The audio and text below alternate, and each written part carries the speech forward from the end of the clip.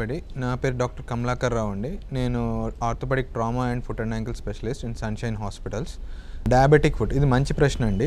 ఎందుకంటే ఇన్ని సంవత్సరాల నుంచి కూడా డయాబెటిక్ ఫుట్ అనేది ఒక ఆర్థోపెడిక్ పర్వ్యూలకు రాదు అనే ఒక బ్లిస్ఫుల్ ఇగ్నోరెన్స్ అంటాం మేము. అంటే most of our orthopaedic surgeons blissful ఇగ్నోరెన్స్లో దాన్ని వదిలేస్తూ వచ్చాం. అంటే ఒక డయాబెటిక్ ఫుట్కి అల్సర్ వచ్చింది, సరే అల్సర్ రాగానే ఒక జనరల్ సర్జన్ని కలవండి, లేకపోతే ఇంకొక జనరల్ డాక్టర్ గారిని కలవండి అని చెప్పేవాళ్ళం. బట్ ఒకసారి మనం దాన్ని లోతుగా అవయనం చేసినట్టయితే డయాబెటిక్ ఫుట్ ఎందుకు వస్తుంది అనేది చూస్తే దానికి 3 కారణాలు ఉంటాయండి. మొదటిది వచ్చి వాస్కులోపతి, రెండోది వచ్చి న్యూరోపతి, మూడోది వచ్చి లో ఇమ్యూనిటీ. సో వాస్కులోపతి రావడానికి అంటే రక్తనాళాల్లో ఉండే బేస్మెంట్ మెంబ్రేన్ అనే దగ్గర మార్పులు రావటం వలన చిన్న చిన్న రక్తనాళాలలో క్లాట్స్ రావటము, వాటి ఫ్లో తగ్గిపోవటం అనేది జరుగుతుంటుంది. దానివల్ల వాళ్ళకి ఎక్సెస్ బ్లడ్ సప్లై అయినా రావచ్చు, లేకపోతే బ్లాక్స్ అన్నా రావచ్చు. రెండోది పెద్ద రక్తనాళాల్లో ప్లేక్స్ లాగా రావటం వలన బ్లాక్స్ రావటం, దానివల్ల కింద రక్త ప్రసారం సరిగా లేకపోవటం, దానివల్ల వాళ్ళకి స్పర్శ తెలియకపోవటం, దానివల్ల వాళ్ళు బరువు వేసినప్పుడు ఏదో గుచ్చుకొనో లేకపోతే కేవలం రక్త ప్రసారం లేకున్నా కూడా అల్సర్లు ఫామ్ అవటం ఉంటుంది. ఒకవేళ ఆ రక్త ప్రసారమే కారణమైతే దానికి వాస్కులర్ సర్జన్ ఇన్వాల్వ్ చేసి ఆ ఫ్లోని మనం రీగెయిన్ చేయగలిగితే ఇన్ టైంలో ఆ లింబుని సేవ్ చేయొచ్చు.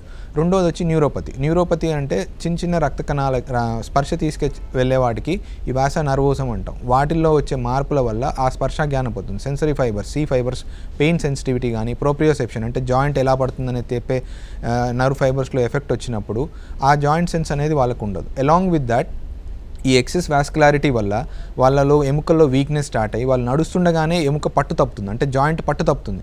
జాయింట్ పక్క నుండి ఎముక వీక్ అయిపోయి బ్రేక్ అవుతుంది. అది వాళ్ళకి తెలియకున్నా కూడా వాళ్ళు అదే విధంగా నడవటం వలన బోన్ ఆర్కిటెక్చర్ అనేది మారుతుంది. అంటే నార్మల్గా మనకి ఇట్లా ఫ్లాట్గా పడే పాదము రివర్స్ బోట్ షేప్లో పడుతుంది. ఈ బోట్ షేప్లో పడటం వలన ఒక పర్టికులర్ పాయింట్లో, అంటే 3 భాగాల్లో పడాల్సిన బరువు ఒక పర్టికులర్ పాయింట్లో పడుతుంది. ఈ ఒక్క పర్టికులర్ పాయింట్లో బరువు పట్టడం వల్ల, అంటే నేను ఇందాక చెప్పినట్టు 1.5 times of the body weight, అంటే 50 kgల మనిషి 150 kgల బరువుని ఈ ఒక్క పాయింట్లో వేయటం వలన, అది కూడా రిపీటెడ్గా వేయటం వలన అక్కడ అల్సర్ లాంటిది ఫామ్ అవుతుంది. కానీ ఎక్కడైనా కానీ ఒక అల్సర్ మానాలి అని అంటే దాని మీద ప్రెషర్ అనేది ఉండకూడదు. బట్ ఈ బోన్ కంటిన్యూస్గా ప్రెషర్ అట్లానే ఉంచుతుంది. సో మనం ఎన్నిసార్లు ఈ అల్సర్ని ట్రీట్ చేసినా we are not treating the cause.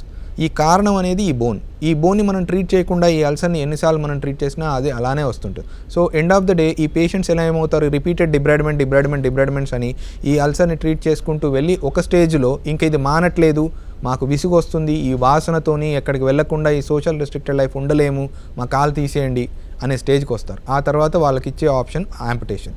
ఆ యాంపుటేషన్ సరే ఒక కాలుకి చేస్తాం, మరి రెండో కాలుకి రాదనటానికి ఏమన్నా గ్యారంటీ ఉందా? డయాబెటీస్ అనేది జనరలైజ్డ్ కండిషన్. ఒకవేళ మనకు రెండో కాలుకి కూడా వస్తే అప్పుడు రెండో కాలు కూడా తీద్దామా? సో ఈ ప్రశ్నలే నా మెదడులో కూడా తిరిగి నేను ఎప్పుడైతే వీటి లోతులో వెళ్ళామో అప్పుడు డయాబెటిక్ ఫుట్ మేనేజ్మెంట్ గురించి ఎక్కువగా చూడటం జరిగింది. సో దాంట్లో మాకు తెలిసినవి ఏంటంటే ఈ ప్రెషర్ని మనం రిలీవ్ చేయగలిగితే, అంటే ఆస్టియోటమీస్ ఉంటాయి, అది అక్యూట్ ఫేజా లేకపోతే క్రానిక్ ఫేజా, అంటే ఇప్పుడే స్టార్ట్ అయిందా, కొద్ది రోజులు అయ్యి స్టెబిలైజ్ అయిందా, దాన్ని బట్టి ఆస్టియోటమీ చేసి ఈ ప్రెషర్ పాయింట్ని మనం రివర్స్ చేయగలిగితే ఈ అల్సర్ మానిపోతుంది.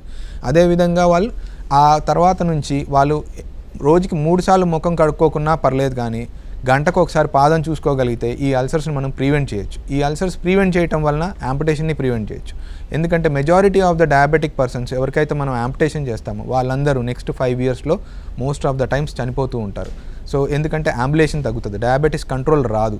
సో ఇవన్నీ యాడెడ్ ఫ్యాక్టర్స్ లాగా వెళ్తాయి. So by saving a limb, అంటే ఒక డయాబెటిక్ ఫుట్ను మనం సేవ్ చేయటం వలన ఒక ప్రాణాన్ని మనం కాపాడవచ్చు. అందుకని you should not neglect diabetic food. ఇప్పటి వరకు ఈ టెక్నాలజీ పరంగా కానీ మనకు నాలెడ్జ్ పరంగా కానీ మనకున్న దానికి ఇప్పుడు మనం ఉన్న పరిస్థితుల్లో, మన ఆర్థోపెడిక్ ఫెటర్నిటీ ఉన్న పరిస్థితుల్లో there is a lot of difference. So I can proudly say now we can save the diabetic foods. కాకపోతే దీనికి ఒక ప్రణాళికాబద్ధమైన అప్రోచ్ అవసరం. అంటే ఒక వాస్కులర్ సర్జను, ఒక ఆర్థోపెడిక్ సర్జను, ఒక ఎండోక్రైనాలజిస్టు అందరూ కలిసికట్టుగా, ఒక ప్లాస్టిక్ సర్జను కలిసికట్టుగా పనిచేసి మనం చేయగలిగితే ఈ డయాబెటిక్ ఫుడ్స్ అన్నిటిని సేవ్ చేయొచ్చు. Thank you. Like and subscribe Eagle Health and Beauty.